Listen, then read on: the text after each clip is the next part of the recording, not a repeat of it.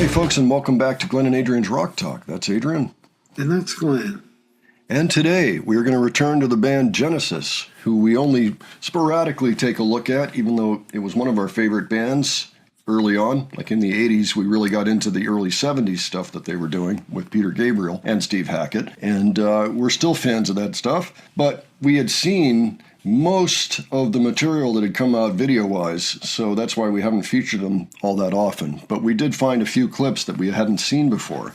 Last time up, we took a look at Watcher of the Skies, and this time we're going to look at the Music Box. This is from 1974 on the Midnight Special. It came off of this album, which was the third Genesis album. We have not seen this particular video.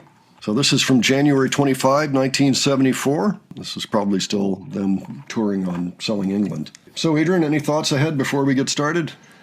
Well, I'm looking forward to seeing a new performance of Musical Box. I've seen a bunch of them and heard a few others too. It's a very familiar song to me, and I always like hearing it.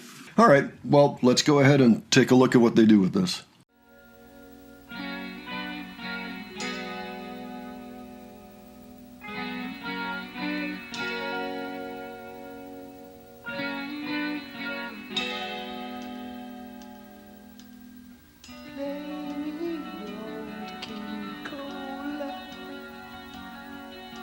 I may join with you. All your hearts now seem so far from me. It hardly seems to matter now. And the nurse will tell you lies of a kingdom beyond the skies. The time lost within this half world, it hardly seems to matter now. Play me my song. Here it comes again, again and again and again and again. Play me my song. Here it comes again.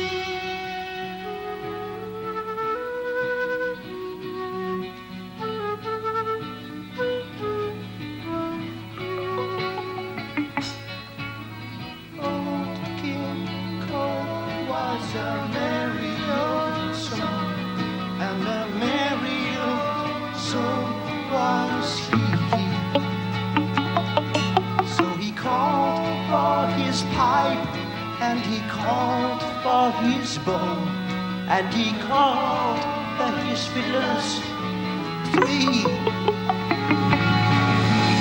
Tick-tock, tick-tock, on the mantelpiece.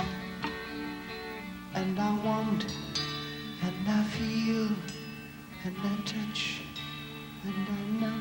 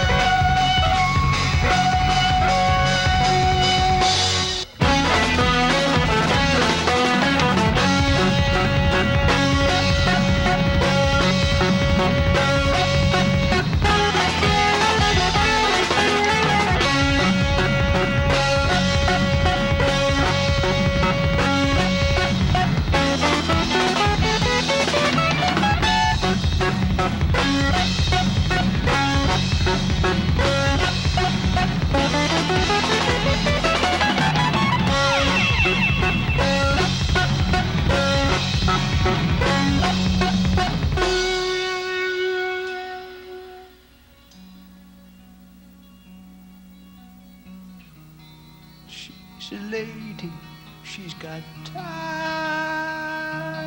Oh, brush back your hair and let me get to know your face.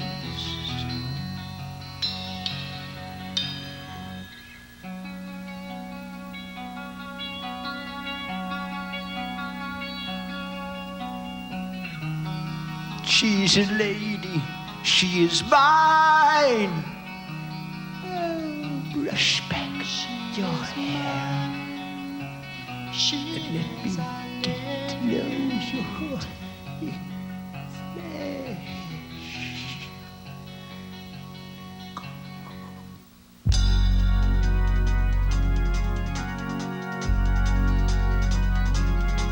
I've been waiting here for so long, and all this time the passed me by. It doesn't seem to matter now.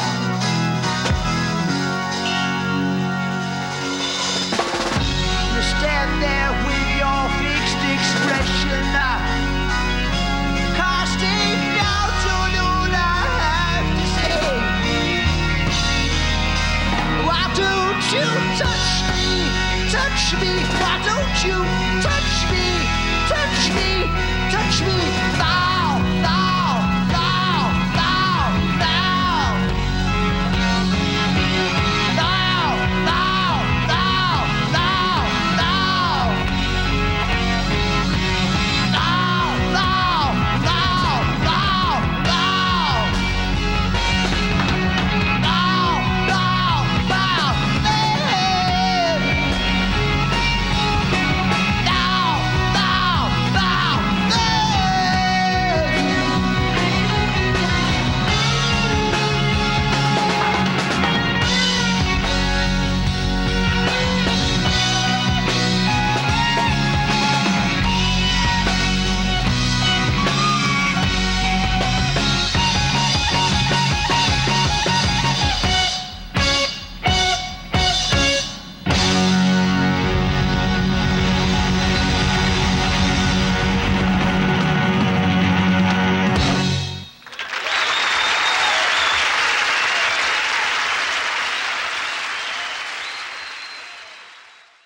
Oh, good. He's not dead yet.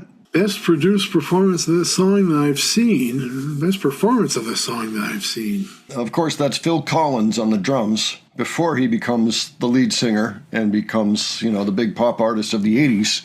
There he is, still being somewhat of a jokester back there.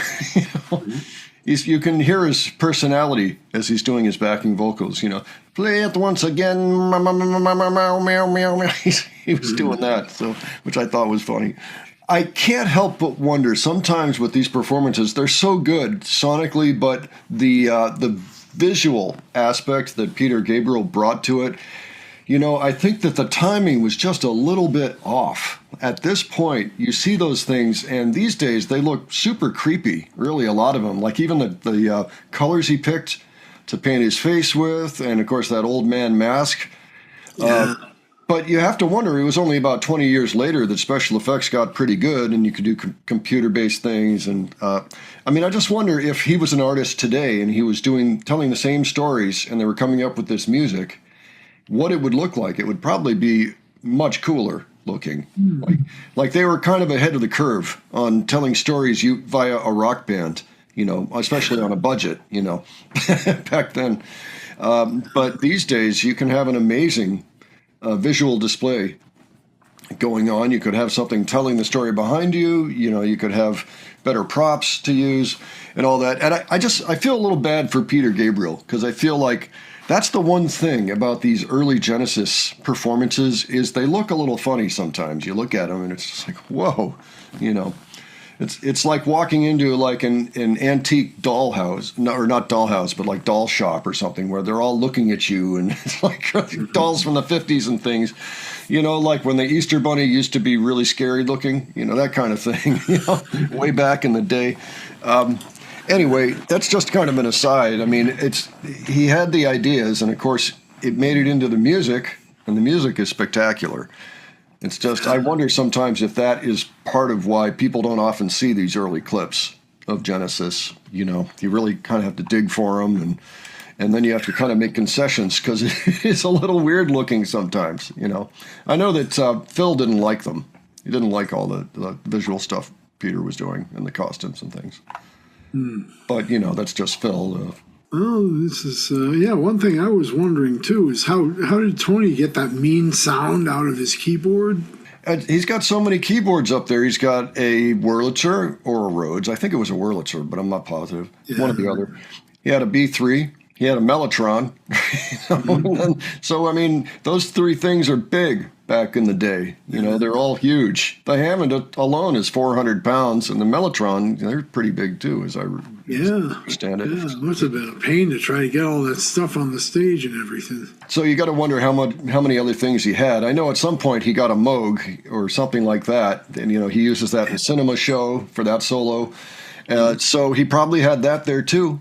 So it just amazes me how much stuff he had up there, way more than the drummer at this point. And thankfully, we don't have to do that anymore, although when I play with the Allmans Tribute Band that I've been playing with lately, they have a real full-size B3 Hammond and a Leslie speaker. So generally, we put them on wheels and things. So anyway, I thought this was really cool. It was good to see. They did sound great, I thought. Yeah, I thought so, too. Song's been a favorite of mine for almost 40 years now. Mm-hmm. Well, I mean, we can both attest. We can see them in our backgrounds. How we feel about Steve Hackett. I got that picture right there of him in concert in 2014, and you've got yours. Yep, right there. Same picture, yeah. That's right. So back when we met the guy, we got those as well. That was awesome. That was just so awesome. It was an amazing show. Yeah. If you ever have the chance to see Steve Hackett performing old Genesis, it's as close as you're ever going to get to the real thing from back then. And honestly, it's sensational. It's definitely worth your time. All right. So, folks, why don't you let us know what you thought of this clip? If you knew the song, if you had any idea that, that Peter Gabriel was in Genesis, any of those things.